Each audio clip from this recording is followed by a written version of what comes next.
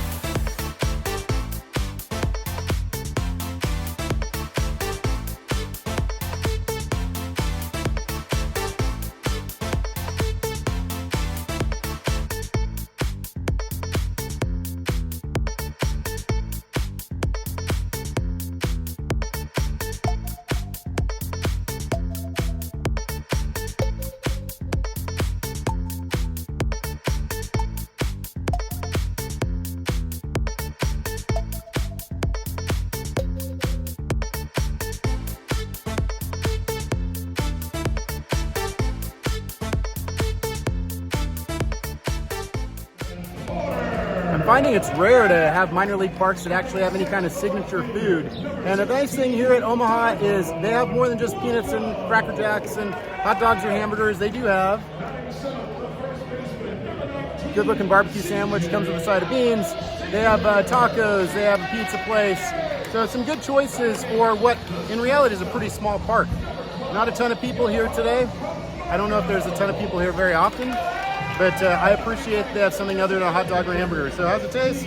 Well, I'm gonna find out. I'm not lifting it up though, so I did grab a fork though.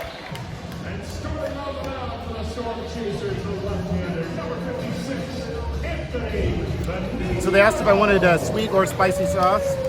I like my barbecue sauce to be sweet. It is. Pretty good. Pretty standard. Nothing really jumps out about it other than I appreciate it's not a hot dog. Let's play ball.